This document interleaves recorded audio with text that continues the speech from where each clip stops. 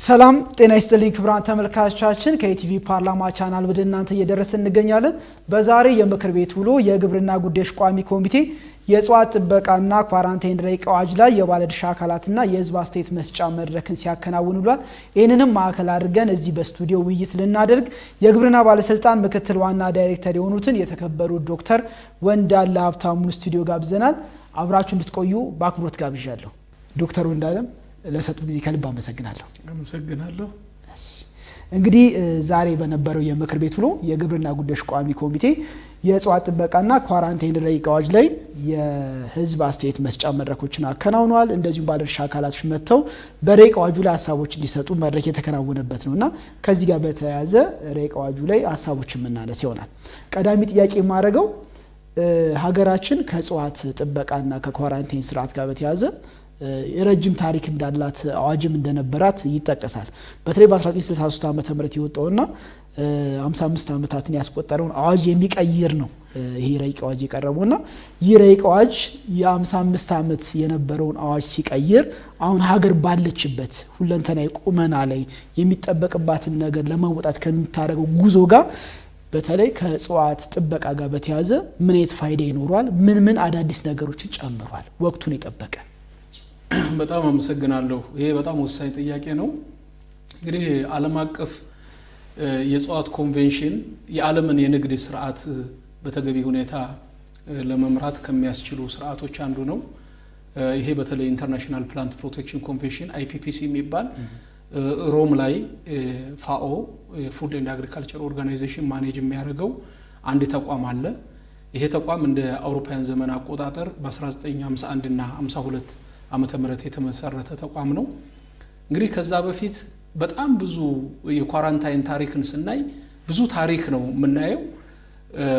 አይታችሁ ከሆነ ዘ ብላክ ዴዝ የሚባል በኳራንታይን ችግር ምክንያት አውሮፓ ረጅም ዘመን ወደ ኋላ ሄደን በ1346 ዓመተ ምህረት ብንመለከት ብላክ ዴዝ 80 ሚሊዮን ከነበረው የአውሮፓ ህዝብ 50 ሚሊዮን ህዝብ የሞተበት ዘመን ነበረ። ይሄ በጣም ችግሩ በዘመናት በሽታን ካልተቆጣጠር ችግር ስለሆነ ማንም ሰው ይሄንን ነገር ሪፈር አድርጎ ማየት የሚችለው ነው። ከ80 ሚሊዮን የኮንቲነንቱ ህዝብ የአውሮፓ እንደ አውሮፓ 50 ሚሊዮኑ ብላክ ዴዝ በተባለ በሽታ የሞተበት ዘመን ነበር። ከዛ በኋላ ዓለም በተለያየ ጊዜ የግብርና አብዮት ቆየና በ17ኛው ክፍለ ዘመን የግብርና አብዮት ተካሄደ፣ የኢንዱስትሪ አብዮት ተካሄደ። ይሄ የግብርናና የኢንዱስትሪ አብዮት ከመጣ በኋላ ምርት ጨመረ። ምርት ሲጨምር የጨመረው ምርት በተለያዩ የዓለም ሀገራት መንቀሳቀስ ነበረበት። በተለያየ የዓለም ሀገራት መንቀሳቀስ የነበረበት ምርት ደግሞ ሬጉሌሽን ያስፈልገው ነበረ። እንግዲህ አንዱ ሀገር ሰፊ የሆነ ባዮዳይቨርሲቲ ይኖረዋል፣ ሌላው ሀገር ደግሞ የጄኔቲክ ሀብት ላይ ኖረው ይችላል። ለምሳሌ አብዛኛውን ስትመለከቱት የዛሬ 200 ዓመት አብዛኛው የቢራ ገብስ ብትወስድ አሜሪካ በአሁኑ ሰዓት ያለው የቢራ ገብስ በአብዛኛው ከባሌ ተራሮች፣ ከአርሲ ተራሮች፣ ከሸዋ ተራሮች እና ከወሎ ተራሮች የተወሰደ ነው። ምን ማለት ነው? እስከ 1952 ዓመተ ምህረት ድረስ የነበረው የንግድ ስርዓት በዓለም አቀፍ ደረጃ ቁጥጥር ስላልነበረው 1952 ላይ አገሮች ተሰብስበው ሮም ላይ ይሄ ነገር የምርት ዝውውር በተገቢ ሁኔታ ቁጥጥር መደረግ አለበት ተብሎ ኢንተርናሽናል ፕላንት ፕሮቴክሽን ኮንቬንሽን አይፒፒሲ ወይም የዓለም አቀፍ የእጽዋት ኮንቬንሽን ተቋቋመ። ይሄ ከተቋቋመ በኋላ ቀጥታ የኛ መንግስት በወቅቱ የነበረው ንጉሳዊ መንግስት ነው 1963 ዓመተ ምህረት ጀስት የተወሰነ አመታት ቆይቶ ከ11 ዓመት ወይም 12 ዓመት አካባቢ ቆይቶ የዚህ የኮንቬንሽኑ አባል ሆነ። የኮንቬንሽኑ አባል እንደሆን መጨረሻ ላይ እዚህ ላይ የተደነገጉ ህጎች አሉ። ይሄ ኮንቬንሽን ዝም ብሎ የሚመራ ሳይሆን 47 አንቀጾች አሉት። ይሄ አንቀጽ ኢንተርናሽናል ፕላንት ፕሮቴክሽን ኮንቬንሽኑ አገሮች ወደ ውጭ ሲልኩ ምርቶቻቸውን ወይም ወደ አገራቸው ሲያስገቡ በቁጥጥር ስርዓት ውስጥ አልፎ እንዲሄድ ይፈለጋል። ይሄንን ቫዮሌት ያደረገ አካል ምን ይደረጋል የሚለውን 47 አንቀጽ ያለው ISPM የሚባል ኢንተርናሽናል ሳኒተሪ ኤንድ ፋይቶ ሳኒተሪ ሜዠርስ ለምሳሌ አገሮች እንዴት ያስገባሉ እንዴት ያሽጋሉ እንዴት ኢንስፔክት ያደርጋሉ የሳምፕሊንግ ሜተዳቸው ምንድነው ማአት አይነት እንትን አለ ከISPM 1 ወይም ከኢንተርናሽናል ሳኒተሪ ኤንድ ፋይቶ ሳኒተሪ ሜዠርስ ናምበር 1 እስከ ISPM 47 ድረስ የሚመሩበት ህግ አለ እንግዲህ እኛ 1963 ዓመተ ምህረት ያንን ነገር ጆይን እንዳደረግን IPPCን ኮንቬንሽኑን እስካሁኑ ሰዓት ድረስ ግን አፕዴት አልሆነም ምናልባት ከ20 ዓመት በፊት አንድ ማስፈጸሚያ ደንብ ወጥቶ ነበር በኢህአዴግ ዘመን ይሄ ማስፈጸሚያ ደንብ ደግሞ ኮንቬንሽኑ ላይ ነው ወጥቶ የነበረው ማለት የኛ ድንጋጌ ነው 1963 ንጉሱ ያወጡት የእጽዋት ኮንቬንሽን ድንጋጌ ነው ድንጋጌ ትንሽ ከደንብም አነስ ይላል ድንጋጌው ላይ ግን ደንብ ነበር የወጣው ይሄ አሁን ባለው ሁኔታ ኮሬክት ካልሆነ ባለም አቀፍ ንግድ ስርዓት ውስጥ ለመነገድ በጣም ያስቸግረናል ምክንያቱም ዓለም በአሁኑ ሰዓት የአየር ንብረት ለውጥ ተከትሎ ማአት አይነት በሽታ ማአት አይነት ማይክሮ ኦርጋኒዝምስ በተለይም የንግድ ስርዓቱን የሚረብሹ እና ማአት አይነት ደግሞ አዋጆች ደንቦች እና መመሪያዎች በተለይም ደግሞ በአውሮፓ ህብረት እና በዩናይትድ ኔሽንስ የወጡ ማአት አይነት ህጎች አሉ ለምሳሌ አሁን አይታችሁት ከሆነ አበባ ኤክስፖርት ለማድረግ አስበን አበባ ኤክስፖርት ለማድረግ FCMን ማኔጅ ማድረግ ስላለብን አሁን ባለው ሁኔታ የሲስተምስ አፕሮች ኢምፕሊመንት እንድናደርግ ተጠይቀን አሁን ኢትዮጵያ ይሄንን ኢምፕሊመንት አድርጋለች ከዚህ ከአውሮፓ የግሪን ዲል ህግ ጋር ተያይዞ ከዛም ባለፈ ኬሚካል እንዴት እንጠቀማለን እንዴት አድርገን ምርቶቻችን እናሻለን ለምሳሌ ምርት ድሮ በማንኛውም ኬሚካል በተለይም ደግሞ እስከ ሚቴን ብሮማይድ ማሸት እንችል ነበር ወደ ውጭ ኤክስፖርት ስናደርግ ሚቴን ብሮማይድ ግን በአሁኑ ህግ የኦዞን ሌየርን ስለሚጎዳ በአልሙኒየም ፎስፌት እና በማግኒዥየም ፎስፌት ብቻ ነው ማሸት የምንችለው ስለዚህ የህግ ለውጥ አለ ማለት ነው አሁን 55 ዓመት የቆየውን ህግ መቀየር ያስፈልገበት ምክንያት አንደኛ ዓለም አቀፍ ህጉ ከተሻሻለው ጋር አብሮ የሚሄድ ስላልሆነ በሁለተኛ ደረጃ ደግሞ አዳዲስ ህጎች ከአየር ንብረት ለውጥ ጋር ተያይዞ ይወጡ ስለሆነ በሶስተኛ ደረጃ ደግሞ ኢትዮጵያ እንደ ሀገር በአሁኑ ሰዓት ምርታማነቷ የጨመረች ሀገር ናት ወደ ሀገር ውስጥ ከምታስገባው ይልቅ ወደ ውጭ የምትልከው ነገር እየበረከተ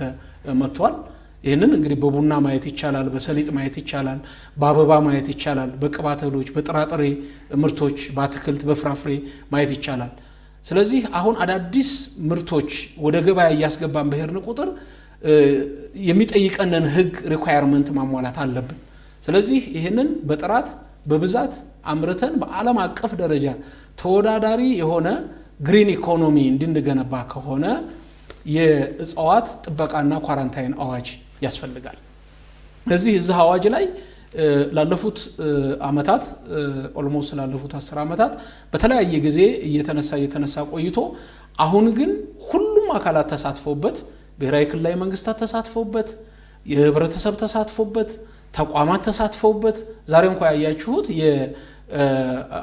ከአስረጅ መድረክ በኋላ እንደገና ሁሉም ህብረተሰብ የሚደመጥበት የፐብሊክ ሂሪንግ በክቡር ቋሚ ኮሚቴዎችን ተዘጋጅቶ ክልላዊ መንግስታት የሚመለከታቸው ፕራይቬት ሴክተርስ ኤንጂኦስ ማንም ለዚህ መለከተኛል የሚል አካል በግልጽኝነት አዋጁ ላይ እንዲሳተፍ ነው የተደረገው ይሄንን ስናደርግ በዋናነት የእጽዋት ጥበቃ አዋጁ የአገርን ከመጠበቅ ጋር እኩል ኢኩቫለንት ቫልዩ ያለው ስለሆነ አሁን ዛሬ ድሮ የእጽዋት ጥበቃ ጉዳይ የባዮ ሴኩሪቲ ጉዳይ ነበር ዛሬ ግን በዓለም አቀፍ ደረጃ ከዚህ አልፎ የባዮ ቴሮሪዝም ጭምር ጉዳይ ሆኗል ምክንያቱም ዓለም ካንዱ ቦታ ወደ ሌላው ቦታ የሚሄደው ነገር ባዮሎጂካሊ ሌላውን የአግሪካልቸራል ኢኮሲስተም የሚያጠፋ ከሆነ ምናልባት ባዮሎጂካሊ እንዲህ ሊሆን ይችላል ብሎ ሰው በሚያስብበት ሌቭል ነው የተደረሰ ያለው እና አገርን ከመጠበቅ ከባዮ ሴኩሪቲ አልፎ የባዮ ቴሮሪዝምም ጭምር ጉዳይ ስለሚሆን ስለዚህ የምናስወጣውን ምርት ሌላውን ዓለም እንዳይረብሽ በጥንቃቄ ማድረግ አለብን ወደ አገራችን ደግሞ የምናስገባውንም ነገር እንደዚሁ ኢኩቫለንትሊ እንትን መጠንቀቅ አለብን ለዚህ የኳራንታይን አዋጁ ይሄንን ነው የሚከላከለው እንግዲህ አሁን ተባዮቹን ራሱ በሁለት ከፍሎ ነው ያዋጅ የሚያያቸው። አንደኛ መደበኛ ተባይ አለ። አርሶ አደሩ በተቀናጀ የተባይ መከላከል ስልት ወይም ኢንተግሬትድ ፔስት ማኔጅመንት ሲስተም ብለን በመንናገረው የአርሶ አደሩ አርብቶ አደሩ የሚቆጣጠረው ነው አንዱ። ሁለተኛው ደግሞ በተለይ አገር ተሻግሮ አህጉር ተሻግሮ የሚመጣ የኳራንታይን ፔስት ነው። ይሄ ሬጉላቶሪ ቦዲው በተገቢ ሁኔታ ሬጉሌት አድርጎ መቋቋም ወይም ደግሞ መከላከል ያለበት ነው። የነዚህ የሁለቱ ኢንቴግሬሽን በአገር ውስጥ ያለው ራሱ ኤክስፖርት ለምናደርጋቸው ምርቶች በከፍተኛ ሁኔታ ድጋፍ ያደርጋል። በአገር ውስጥ የምንሰራው ስራ ከውጭ ደግሞ የሚመጣውን የምንጠብቀው አግሪካልቸራል ኢኮሲስተማችን ወይም ደግሞ የግብርና ስነ ምህዳራችን በተባይ በበሽታ እንዳይጠቃ ያደርጋል። ስለዚህ ይሄ አዋጅ በከፍተኛ ሁኔታ የኢትዮጵያን የግብርና ሲስተም በብዝሃ ህይወታችንን እና አጠቃላይ ሁኔታችንን የሚከላከልልን ስለሆነ በጣም አስፈላጊ ነው። ዛሬ በፐብሊክ ሂሪንጉ ያገኘነው ነገር በጣም የሚገራርም ትልልቅ ሀሳብ ነው ተነስቶ የነበረው። ይሄ በተለይ ፋይቶሳኒተሪ ላይ በተገቢ ሁኔታ ጥንቃቄ እንዲደረግ ወደ ውስጥም ሲሄድ ይሄንን ደግሞ ጥፋት የሚያደርጉ አካላት እንዴት አድርገው ነው ሬጉሌት መደረግ ያለባቸው የሚልና በተለይም ደግሞ አንዳንድ ሰዎች ሳያውቁት ከውጭ ሀገር ሲመጡ በግብርና ቁጥጥር ስርዓት ያላለፈ ዘር ሲያመጡ አብሮ በሽታ ይዞ ሊመጣ ይችላል፣ አብሮ ተባይ ይዞ ሊመጣ ይችላል። ስለዚህ ይሄንን ቁጥጥር መደረግ እንዳለበት በጥብቅ አስቀምጠዋል። እኛ ከኢትዮጵያ አየር መንገድ ጋር በተለይ ከጋርጎ ሲስተሙም ከመደበኛ የተጓዦችም ጋር ይሄ ችግር እንዳይኖር ከአየር መንገዱ ጋር ተነጋግረናል። ከከስተም ጋር እንደዚሁ ከጉምሩክ ጋር ተነጋግረናል። እንደውም ዘርን በተመለከተ አንዳንዶቹ ሰዎች በፖስታ ቤት ጭምር የሚልኩ ሰዎች እንዳሉ ይህንን አይተን ከኢትዮጵያ ፖስታ አገልግሎትም ጋር እንደዚሁ ከሚመለከታቸው አካላት ጋር ተነጋግረን የማስቆም ስራ ነው እየሰራን ያለ ነው። ስለዚህ እኛ ተቋማት የኢትዮጵያ ግብርና ባለስልጣን፣ ግብርና ሚኒስቴር እና አካባቢ ጥበቃ ባለስልጣን እንዲሁም የሚመለከታቸው ዩኒቨርሲቲዎችና የምርምር ተቋማት በጋራ ሆነው ካልሰራን ቀላል ቻሌንጅ አይደለም ያለው። ምክንያቱም ለእያንዳንዱ ለምንሰራው ስራ ዓለም እኛ እንትን ይጠብቅብናል፣ ሪፖርት ሳይቀር ይጠብቅብናል። ለምሳሌ ዘንድሮኛ አሁን ለምሳሌ ወደ አሜሪካ ወደ ዩናይትድ ስቴትስ ለችግኝ አገልግሎት የሚሆን በጣም በብዙ ሚሊዮን የሚቆጠር ችግኝ ከኢትዮጵያ የከቲንግ እርሻዎች ይልካሉ። እነዚያ የከቲንግ እርሻዎች የሚልኩት ጄኔቲክስ ነው፣ ዘር ነው። ኦልሞስት በቁርጥራጭ እንትን የሚያድግ የአበባ ሊሆን ይችላል። እንደዚህ ወደ 6 እርሻዎች አሁን ዩኤስ አሜሪካ ይልካሉ። እነዚህ አካላት ግን ወደ ዩኤስ አሜሪካ ሲልኩ ከዛይሌላ ከሚባል በሽታ ነፃ መሆኑን ማወቅ ይፈልጋሉ። ስለዚህ ዛይሌላ ምንም አይነት ችግር የማይከሰት መሆኑን የከቲንግ እርሻዎቻችንን በተገቢ ሁኔታ ሰርተን ይህን ሪፖርት ለዩኤስዲኤ፣ ይህን ሪፖርት ለዩኤን፣ ይህን ሪፖርት ለአውሮፓ ህብረት እንልካለን። ይሄ ሪፖርት ካልተላከ በምንም ሁኔታ ኤክስፖርት ልናደርግ አንችልም። ስለዚህ ይሄ ኳራንታይን አዋጅ፣ ይሄ ኳራንታይንና የእጽዋት ጥበቃ አዋጅ እነዚህን አይነት ነገሮች ጭምር ኮንሽስሊ በእውቀት ላይ ተመስርተን እንድንሰራ ነው የሚያበረታታው። ሁለተኛ አበባ ላይ ብትሄድ ፎልስ ኮድሊንግ ሞዝ ወይም ደግሞ ቢራቢሮ እኛ ሀገር ላይ ምንም አይነት ኢኮኖሚክ እንትን ጥፋት አያጠፋም፣ ዳሜጅ የለው። ቢራቢሮ እኛ ሀገር ላይ ኖርማል ነው፣ ምንም የሚያደርገው ነገር የለም። ለእኛ ኢኮሲስተም ኳራንታይን ፔስት አይደለም። ወደ ሌላው ዓለም ሲሄድ ግን ከ100 በላይ እጽዋትን ሊያጠፋ ይችላል፣ ሞርፎሎጂውን ይቀይራል።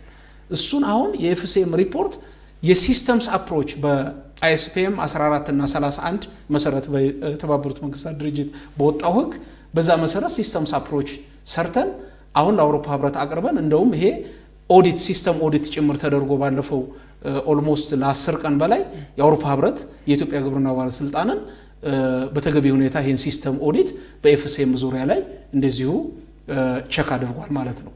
በሶስተኛ ደረጃ ፉዛሬም ሪፖርት አቅርበናል። ፉዛሬም ምንድነው? በአብዛኛው ሙዝ ላይ ነው የሚከሰተው። ሙዝ ላይ በተለይ ፉዛሬም ቲአር2 ኢትዮጵያም ውስጥ አለ። ፉዛሬም ቲአር4 ግን እኛ ሀገራችን ውስጥ የለም። የኢትዮጵያ አየር መንገድ ዴስቲኔሽኑ ብዙ ስለሆነ እናንተ አካባቢ የማዛመት እድል እንዳይኖር ተብሎ የዚህን ሚቲጌሽን ፕላን ለተባበሩት መንግስታት ድርጅትና ለአውሮፓ ህብረት አቅርበናል ነው። በቅባት እህሎች በጥራጥሬ ላይ አፍላቶክሲን፣ ማይኮቶክሲን ሪፖርት ይደረጋል። ስለዚህ ምን ማለት ነው? ይሄ የምንሰራው የዛሬው አዋጅ እነዚህን ነገሮች ጭምር መፍትሄ ስለሚሰጥ እና በተለይም ደግሞ ብዙ አካላትን የሚያሳትፍ ስለሆነ በደንብ እንሰራለን። ለምሳሌ ውክልና አሁን ዛሬ ያነሱት በጣም ወሳኝ ነገር የህዝብ መድረክ ላይ ውክልና እንዴት ነው የሚሰጠው ባለስልጣኑ ብለው አንስተዋል። ውክልና መሰጠት አለበት። ለምሳሌ እኛ ሁሉንም ምርመራ የኢትዮጵያ ግብርና ባለስልጣን ሊመረምር አይችልም። የጥራት መሰረተ ልማት የጥራት መንደር ተብሎ በክቡር ጠቅላይ ሚኒስትራችን የተቋቋመ ትልቅ የጥራት መንደር አለ። በንግድና ቀጠናዎች ትስስር ሚኒስቴር ስር የሚተዳደር ይሄ የጥራት መንደር ጥራትን፣ ኳሊቲን፣ ሴፍቲን ቼክ የምናደርግበት በዓለም አቀፍ ደረጃ የሆነ የጥራት መንደር ነው። ይህን መንደር በተገቢ ሁኔታ መጠቀም ያስፈልገናል። ከዛ ባለፈ ደግሞ ዩኒቨርሲቲዎች፣ ትልልቅ ዩኒቨርሲቲዎች ይህንን ምርምር የሚሰሩ የፔስት ሪስክ አናሊሲስ የሚሰሩ አሉ። ምክንያቱም የዓለም የተባይ ዝርዝር እንግሊዝ ውስጥ ካቢ ውስጥ ነው ዳታቤዙ ያለው። ያ ዳታቤዝ በተገቢ ሁኔታ ተባይ ለምሳሌ አለ ስንል ያለው ተባይ የትኛው ኳራንታይን ነው የትኛው እንትን ነው ነን ኳራንታይን ነው ብለን ካቢ ውስጥ እንግሊዝ ውስጥ አንድ ዳታቤዝ አለ። ያንን በተገቢ ሁኔታ ቼክ እናረጋለን። ስለዚህ ውክልና ዩኒቨርሲቲዎቻችንን እንሰጣለን፣ የምርምር ተቋማትን እንሰጣለን። ኢንተርናሽናል አክሬዲት የሆኑ ተቋማት ከሆኑ የፕራይቬት ሴክተርም ጭምር እኛ ሬጉሌት እያደረግነው የሚሰራበት አሰራር አለ። ለምሳሌ አዲስ አበባ ዩኒቨርሲቲ የአክሊሉ ለማ ባዮቴክኖሎጂ ኢንስቲትዩት እሱ አሁን አንዳንድ ቴስቶች እንሰራለን። ሆለታ ባዮቴክኖሎጂ ኢንስቲትዩት ላይ የተለያዩ ሞለኪውላር ቴስቶች ሲያስፈልጉን አገር ውስጥ እንሰራለን። ስለዚህ ምርምር ተቋማትን ዩኒቨርሲቲዎችን እና ሌሎችንም ፕራይቬት ሴክተርስ በአይኤስኦ እና በተለያየ ኬዝ ያሉ አካላትንም ጭምር ይዘን የምንሰራበትን ስርዓት ነው ይሄ አዋጅ የሚያበረታታው። ስለዚህ ውክልና አይከለክልም። ምንድነው አገሪቱ ያላትን አቅም ያላትን የተመራማሪ አቅም ያላትን የመሰረተ ልማት አቅም እና ያላትን አጠቃላይ ኢንፍራስትራክቸር በጋራ እንደ አገር ነው የምንጠቀምበት። ይሄ ሲሆን ስለዚህ እያንዳንዱ ሰው ሶል ሪስፖንሲቢሊቲ ይኖረዋል፣ እንደገና ደግሞ የጋራ ወይም ሼርድ ሪስፖንሲቢሊቲ ይኖረዋል ማለት ነው። እና እኔ እዚህ ላይ ማንሳት የፈለኩት ነገር የእጽዋት ጥበቃና ኳራንታይን አዋጁ ከ55 ዓመት በኋላ በሚኒስትሮች ምክር ቤት የጸደቀ ነው። ከሚኒስትሮች ምክር ቤት በኋላ ወደ ፓርላማው ተመርቷል። ፓርላማው ይሄንን ጉዳይ ገና እየመረመረው ነው። የተለያዩ የአስረጅ መድረኮች ተገኝተን በየጊዜው እያስረዳን ነው። በጣም ትራንስፓራንትና ዴሞክራቲክ በሆነ ሁኔታ ደግሞ ዛሬ ህዝቡ የፐብሊክ ሂሪንግ ተዘጋጅቶ ሁሉም የሚሰማውን ኦፒኒየን ያቀረበበት ነው። ይሄ ነገር ሲሳካ የኢትዮጵያን ኢምፖርት ኤክስፖርት የሚያሳካ ነው። ኢትዮጵያ እያመረተች ያለችውን ምርት የሚያበረታታ ነው። በግሪን ሌጋሲ በሆኑ ሰዓት ማአት አይነት ምርት እያመረትን ነው። ስለዚህ ያንን በስፋት እንድንሸጥ የሚያበረታታ ነው እና በአጠቃላይ ይሄ በጣም አስፈላጊ አዋጅ የኢትዮጵያን ኢኮኖሚ የምግብ ዋስትና የስነ ምግብ ዋስትናና የፉድ ሶቨርኒቲ ወይም የምግብ ሉዓላዊነት የሚያጠናክር ነው።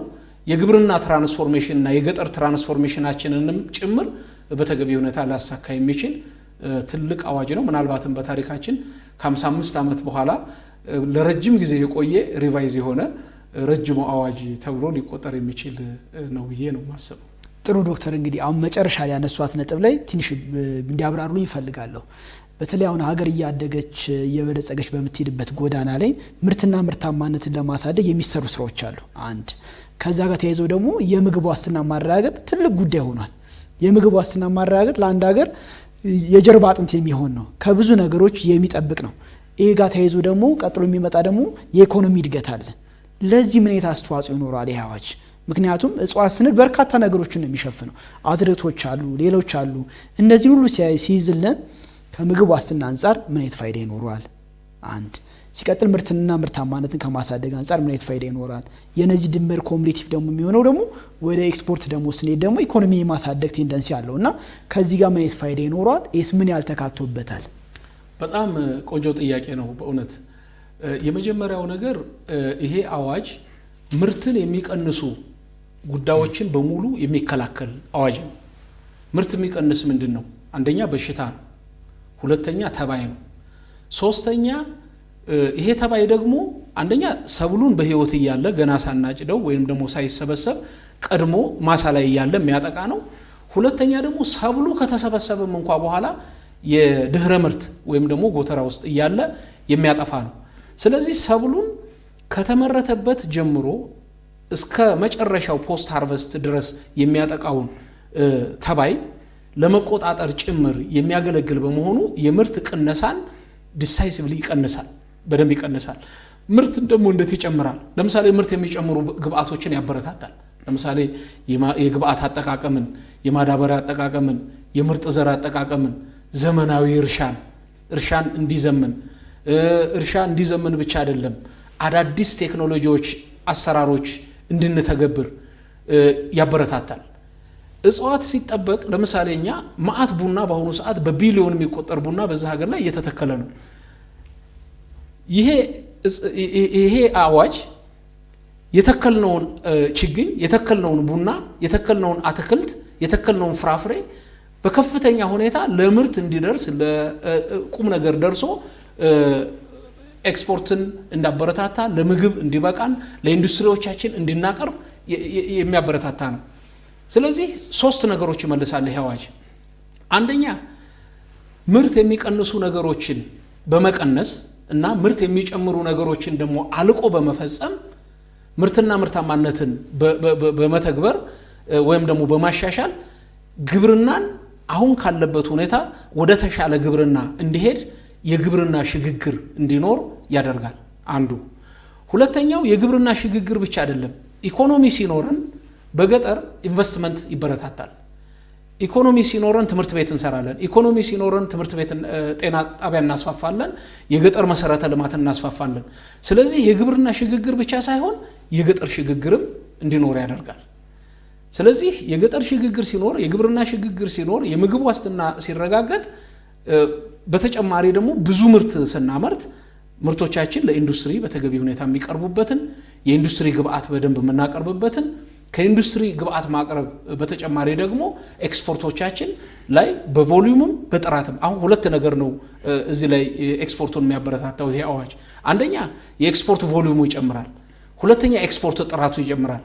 ጥራቱ የጨመረ እና መጠኑ የጨመረ ኤክስፖርት ሲኖረን ደግሞ የአገራችን የማክሮ ኢኮኖሚ ግኝት ወይም ደግሞ ልናገኝ የምንችለው ከግብርና ዘርፉ ልናገኝ የምንችለውን ጥቅም ከፍ ያደርጋል። ስለዚህ በእነዚህ መሰረታዊ ምክንያቶች የምግብ ዋስትና፣ የስነ ምግብ ዋስትና፣ የምግብ ሉዓላዊነትን ያረጋግጣል። የምግብ ሉዓላዊነቱ የተረጋገጠ አገር ደግሞ ተወዳዳሪነቱ ይጨምራል፣ ቴክኖሎጂ መጠቀም አቅሙ ይጨምራል፣ ጥቅሙ ከፍ ይላል፣ የነፍስ ወከፍ ገቢው በዛው ልክ ያድጋል። ስለዚህ የሰዎች ላይቭሊሁድ ወይም ደግሞ የኑሮ ደረጃ እንደዚሁ ከፍ ይላል። የሰዎች ጤንነት፣ የሰዎች አጠቃላይ የመሰረተ ልማት አጠቃቀም፣ የቴክኖሎጂ አጠቃቀም፣ የሴቪንግ፣ የኢንቨስትመንት እንዲበረታታ ያደርጋል። ስለዚህ ይሄ የግብርና ሴክተሩን በተለይ የእጽዋት ዘርፉን አብዛኛውን የሚጠብቅ ነው። ምክንያቱም አብዛኛው ኤክስፖርት አይታችሁት ከሆነ ከግብርና ዘርፉ ወደ 95% የሚሆነው ከእጽዋት ዘርፉ የሚገኝ ነው። በተለይ ከኤክስፖርት አገር ውስጥ ከሆነ 40% የሚሆነው የእንስሳት ምርት ነው የአገር ውስጡን የሚይዘው፣ 60% የእጽዋቱ ነው የሚይዘው። ነገር ግን ወደ ኤክስፖርት ስንመጣ ደግሞ አብዛኛው ኤክስፖርት ከእጽዋት ነው። ለምን?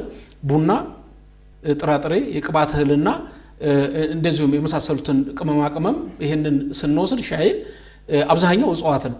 ስለዚህ ኤክስፖርት ይጨምራል፣ የምግብ ዋስትናችን ይረጋገጣል። ይሄንን ስናደርግ ደግሞ የአገር ኮምፒቲቲቭነስ ይጨምራልና ይሄ አዋጅ ሁሉ አቀፍ የኢኮኖሚ ልማት የማጠናከርና በተለይም ደግሞ ብዙ ስቴክሆልደርስ እዚህ ላይ አክት እንዳረጉና ወይም ደግሞ ብዙ አክተርስ የየራሳቸውን ድርሻ እንዲወጡ የሚያደርግ ስለሆነ በአጠቃላይ ይሄ አዋጅ በኢትዮጵያ ደረጃ ከ55 ዓመት በኋላ እንደገና ተሻሽሎ አሁን ያለንበትን ዘመን የዋጀ እንደገና ደግሞ የዓለም አቀፍ የሀገር አቀፍ ሁኔታውን ከግምት ውስጥ ያስገባ አዋጅ ነው ብለን ነው የምናምነው። ይሄ ነገር በየደረጃው ሰፊ ውይይት ተደርጎበታል። ምናልባት ብዙ ዓመታትንም ወስዶ ነው ውይይትም የተደረገው። ከረቀቀም ቆይቷል፣ እየዳበረ የመጣ ነው። አሁን እንግዲህ የመጨረሻውን ፐብሊክ ሂሪንግ አድርገናል። እንግዲህ ፓርላማው መልካም ፈቃዱ ከሆነ ይሄንን ሐሳቦችን ሁሉንም ሐሳብ ወስዶ ያው ሙሉ ስልጣኑ የፓርላማው ስለሆነ ወደፊት ያየዋል ብለን ተስፋ እናደርጋለን። ፓርላማው የህግ አውጣት ስርዓት አለውና በገዛ የህግ አውጣት ስርዓት መሰረት የመጡለትን ህጎች ተከትሎ እስከ ማጽደቅ ድረስ ይሄዳል። ከዛም እንግዲህ አንደኛው ዛሬ የተደረገው የህዝብ ይፋዊ መድረክ ነው። እዚህ ጋር ከዚህ ረቂቅ አዋጅ ጋር በተያያዘ አንድ እንዲነሳ የምፈልገው ነገር ምንድነው? ኢትዮጵያን የሚመስል ነገር ለኢትዮጵያ የሚመጥን ነገር እና እንደገና ደግሞ ከዓለም ያልተነጠለ ለዓለምም ያለንን ኢንተራክሽን ወይም ያለንን ግንኙነት የሚያዳብር ስርዓቶች እየተገነቡ ነው ያሉት። ከዚህ አንፃር ይህ ረቂቅ አዋጅ ሲዘጋጅ ዓለም ላይ ያለውን ተሞክሮ ከመውሰድ አንፃር በተለይ የእጽዋት ጥበቃና ኳራንታይን የተመለከቱ ስታንዳርዶች አሉ። እነዛን ስታንዳርዶች ዓለም አቀፋዊ የሆኑ ጉዳዮችን እዚህ አምጥቶ በኢትዮጵያ ልክ ከመስፋት አንፃርስ ምን ያልታስቡበት ነው የተዘጋጀው? በጣም ነው የማመሰግነው።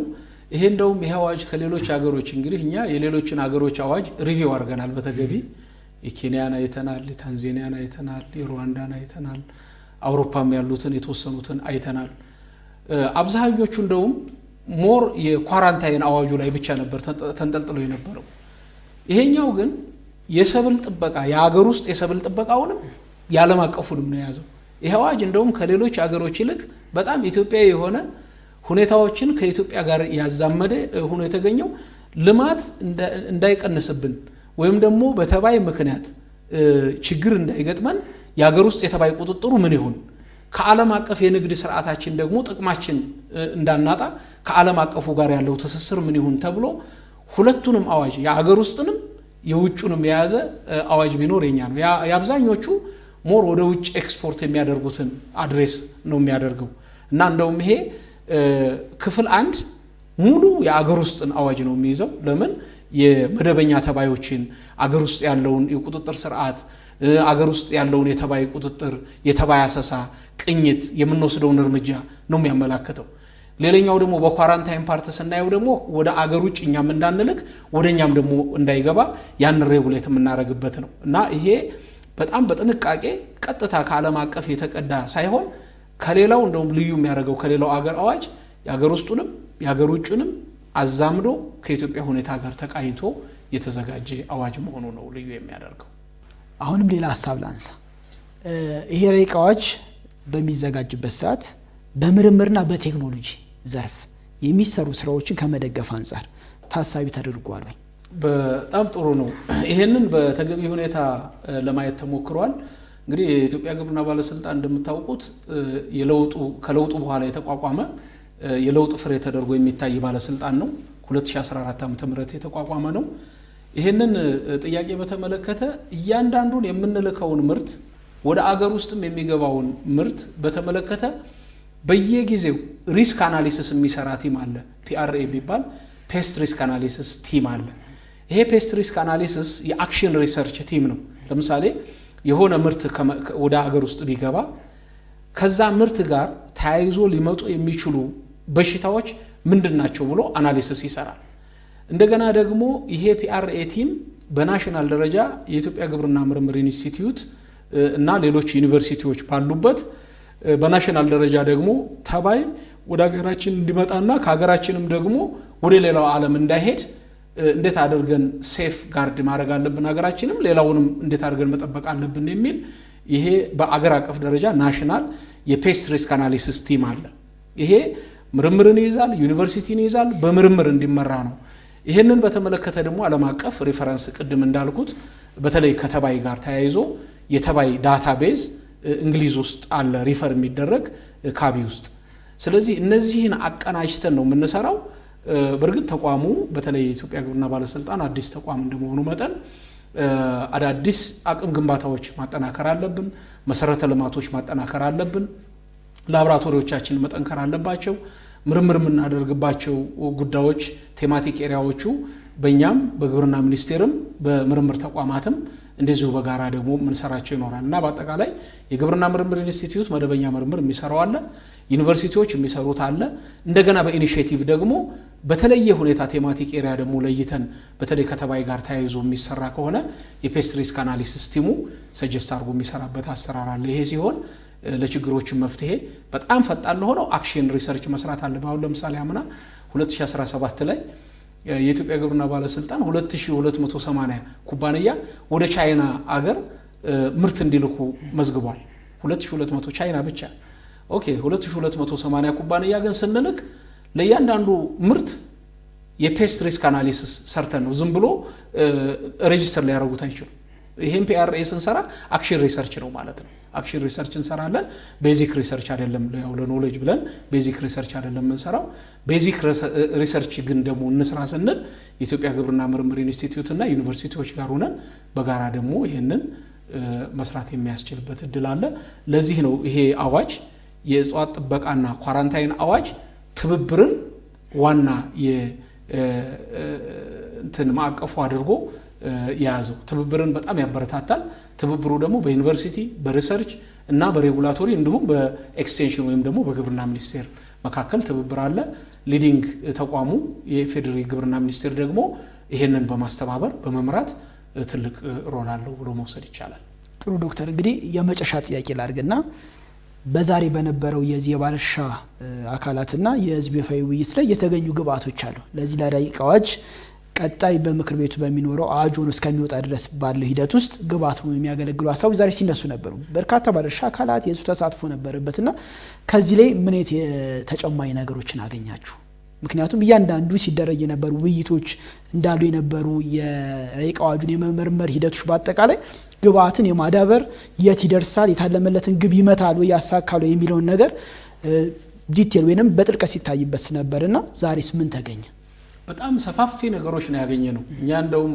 በእውነት ለመናገር ስቴክሆልደርስን በዚህ ማጋጣሚ በጣም ነው ማመስገን የምፈልገው የሰጡት አስተያየት እያንዳንዱን ነገር መስመር በመስመር አይተው ነው ያንብበው ነው የመጡት እያንዳንዱን አንቀጽ አይተው ነው የመጡት እና አንደኛ በተለይ ሚዛን እንዲጠበቅ ይፈልጋሉ ትልቅ ሚዛን አንዱ ሬጉሌት የሚደረገው አካል ሬጉሌት ሲደረግ በተገቢ ሁኔታ ህግን ተከትሎ ስርዓትን ተከትሎ and የሀገር ጥቅምን በሚያረጋግጥ አግባብ እንዲሆን ይፈልጋሉ እንደገና ደግሞ ያው ሬጉሌት የሚደረገው አካል ደግሞ ኢኮኖሚ ላይ ተጽዕኖ እንዳይፈጥር በተለይም ደግሞ አሁን አንዳንዶቹ ኤክስፖርት ሲያረጉ በዓለም አቀፍ ያልተፈቀዱ ነገሮች ከጥራት ጋር ተያይዞ ወይንም ደግሞ ባዕድ ነገር ቀላቅለው ወደ ውጭ ቢልኩ አሁን ግለሰቡ ወይም ኩባንያው አይደለም የሚጠራው ኢትዮጵያ ተብላ ነው የምትጠራው ለምሳሌ አንድ ጥራጥሬ ላይ ተገቢ ያልሆነ ኤክስፖርት ወደ አንድ ሀገር ወደ ሆነ ሀገር ቢሄድ ይሄ ከኢትዮጵያ የመጣ ነው እንጂ የሚባለው እከሌ ከሚባለው ኩባንያ ነው የመጣው አይባልም ስለዚህ ሬጉሌት በሚያደርገው ሰው መካከል የሚደረገውን አጠቃላይ ጥንቃቄ በጣም ኮንሰርንድ ሆነው ነው ያነሱት ይሄ በጣም ጠቃሚ ጉዳይ ነው እኛም ኖት አድርገናል ሚሻሻሉ ብለው ያነሷቸው ቢጨመሩ ብለው ያነሷቸው እዛ ዝርዝር ውስጥ ላለመግባት ነው እንጂ ቢሻሻሉ ያሏቸው አሉ ቢጨመሩ ያሏቸው አሉ ደግሞ ከግንዛቤ አንፃር ደግሞ በሌላ አዋጅ የተመለሱ ወይም በሌላ አዋጅ የሚመለሱ ያነሷቸው አሉ በሌላ አዋጅ የሚመለሱና የተመለሱትን በሌላ አዋጅ ይመለሳሉ የሚካተቱትን ፉሊ አክሴፕት አድርገን እናካተታቸዋለን እንደገና ደግሞ ማብራሪያ በሚያስፈልጋቸው ነገሮች ላይ ያው ባለፈው እንዳየው ማብራሪያ ለመስጠት ሞክረናል እና እኔ የነበረን አጠቃላይ ሁኔታ ትልቅ ግብአት ያገኘንበት በተለይ የግብርና ጉዳዮች ቋሚ ኮሚቴ እውነት ለመናገር በጣም የመጨረሻ ያው ጄኔስ ቋሚ ኮሚቴ ነው በጣም እያንዳንዱን ነገር በጥንቃቄ ነው የሚያየው እያንዳንዱን ነገር በጥልቀት ነው የሚያየው አሳታፊነቱ ወደርም ስፍርም ቁጥርም የለውም ግለሰቦች ሳይቀሩ ያሳትፋል ባለፈው አሁን እኔ የመለስኩት በዚህ አዋጅ ላይ ጥያቄ ጠይቀውኝ የነበረው ከኦሮሚያ ክልል ከቀበሌ የነበረ ሰዎች ኦንላይን ይጠይቁ የነበረው ከአማራ ክልል ከምዕራብ ጎጃም ከሆነ ቀበሌ ላይ ጭምር አርሶ አደሮች የልማት ጣቢያ ሰራተኞች ጭምር እንዲጠይቁ ነበር የሚያበረታታው እና እኔ የቋሚ ኮሚቴው የሚመለከታቸው ስቴክሆልደርስ ተቋማት ግለሰቦች ባለሀብቶች ኤንጂኦስ መንግስታዊ የሆኑ አካላት በዚህ ላይ ያገባኛል የሚለውን አካል በሙሉ በማሳተፍ በኩል የቋሚ ኮሚቴው አሳታፊነት ወደርም ስፍርም ቁጥርም አልነበረውም በዚህ ቋሚ ኮሚቴያችንን ማመስገን ነው የምፈልገው ከዛ ባለፈ ግን በእኛ በኩል ደግሞ የመጡትን በሚኒስትር መስሪያ ቤታችንም በባለስልጣኑም በኩል ደግሞ የመጡትን ጥያቄዎች በቅንነት ተቀብሎ ከስቴክሆልደርስ ጋር ያሉትን ቁጭ ብሎ በማየት ሁሉንም ደግሞ በተገቢ ሁኔታ በማየት ከሀገር ጥቅም አንፃር መዝኖ በማየት በኩል ቅንነቱ በሚኒስትር መስሪያ ቤቱም ዘንድ በእኛም ዘንድ ነበረ። በዚህ በኩል እንግዲህ ያገኘናቸው ስቴክሆልደርስም ፊድባካቸው ፖዚቲቭ ነበር። አስተያየት ብቻ መስጠት አይደለም፣ ተገኝተው ጽፈው 5 ገጽ 6 ገጽ ጽፈው እያንዳንዱን ነገር ጽፈው ጭምር ነው ለእያንዳንዳችን ያደርሱ የነበረው። እኛ ደግሞ ያንን በፈርጁ ከፓርላማ የህግ ክፍላችን ጋር ከቋሚ ኮሚቴያችን ጋር አይተን እናቀርባለን። የመጨረሻው ደግሞ ፓርላማው መርምሮ በተለይ ቋሚ ኮሚቴው መርምሮ የመጨረሻ ነው የሚለውን የመወሰን ስልጣን በህገ መንግስቱ የተሰጠው ለፓርላማው ነው።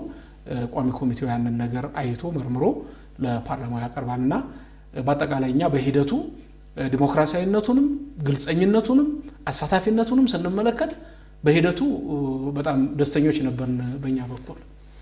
እሺ የተከበሩ ዶክተር ወንዳለ ሀብታሙ የግብርና ባለስልጣን ምክትል ዋና ዳይሬክተር ለሰጡ ጊዜ ከልብ አመሰግናለሁ። እጅግ አመሰግናለሁ። ክቡራን ተመልካቾቻችን የግብርና ጉዳዮች ቋሚ ኮሚቴ በዛሬው የምክር ቤት ውሎ የእጽዋት ጥበቃና ኳራንታይን ረቂቅ አዋጅን በማስመልከት የባለድርሻ አካላትና የህዝብ አስተያየት መስጫ መድረክን ሲያከናውን ውሏል። ይህንን ምክንያት በማድረግ የባለስልጣን መስሪያ ቤቱን ምክትል ዋና ዳይሬክተርን ጋብዘን ቆይታ አደረግን። ስለተከታተላችሁን ከልብ እናመሰግናለን። ከቀሪ የቲቪ ፓርላማ ዝግጅቶች ጋር ሰናይ ጊዜ ይሁንላችሁ።